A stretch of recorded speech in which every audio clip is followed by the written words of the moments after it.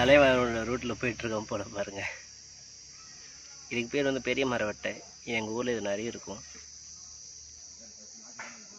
இவரை நம்ம டிஸ்டர்ப் பண்ண வேணாம், நம்ம ரூட்டை பார்த்து போவோம்.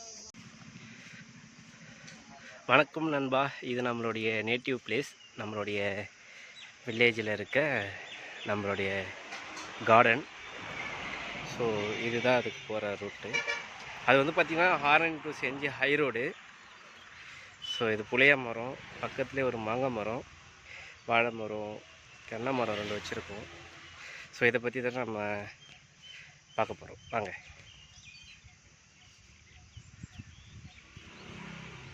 சின்ன தோட்டம். என்ன பார்த்திங்கன்னா கிழங்கு.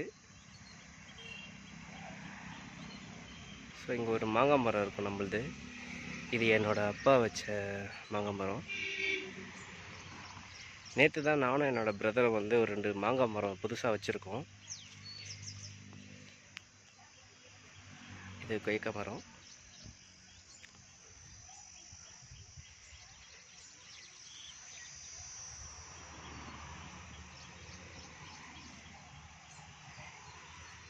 இது நான் வச்ச தென்னங்கன்று 2 வச்சுருக்கேன். இப்போ நல்லா கொஞ்சம் பெருசாக வளர்ந்துருக்கு.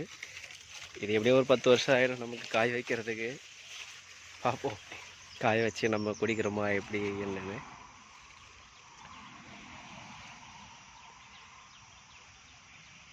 நேற்று நான் வச்ச மாங்காய் கன்று எங்கே இதோ இருக்குது பாருங்கள்.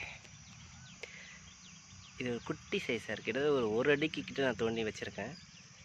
அடுத்த மரம் வந்து பார்த்திங்கன்னா இங்கே இருக்குது.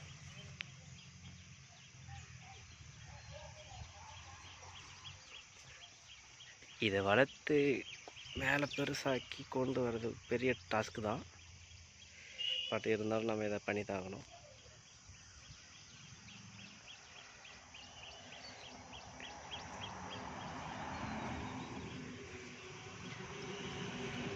வாங்க நம்ம அடுத்து வந்து நம்மளுடைய தோட்டத்தில்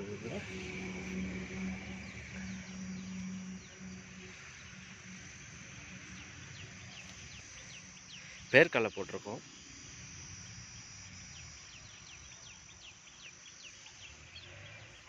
ஓகே காய்ஸ், அடுத்த வீடியோஸில் இதோட க்ரோ எப்படி இருக்குன்றதை நம்ம பார்ப்போம்.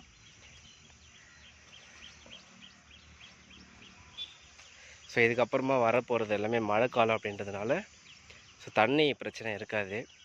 இந்த இடத்துல தான் வந்து நாங்கள் ஒரு பெரிய எலுமிச்சை மரத்தை வளர்த்துருந்தோம். கிட்டத்தட்ட ஒரு 10 அடிக்கு மேலே வளர்ந்துருந்தது. பட் ஒரு சம்மர் டைமில் தண்ணி வசதி இல்லாதனால ஃபுல்லாக காஞ்சி செத்து போச்சு. ஸோ இப்போ மறுபடியும் ஒன்று வளர்த்துருக்கோம். ஸோ இதை மறுபடியும் உருவாக்கி ஒரு நாள் காய் காய்க்கும்.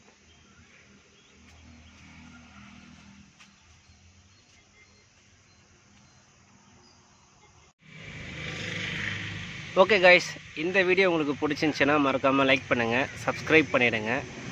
ஸோ என்னோடய அடுத்தடுத்த வீலாக்ஸ் வீடியோஸை வந்து நான் உங்களுக்கு அப்லோட் பண்ணியிருப்பேன். ஸோ மறக்காமல் சப்ஸ்கிரைப் பண்ணிவிடுங்க காய்ஸ். பாய் பாய்.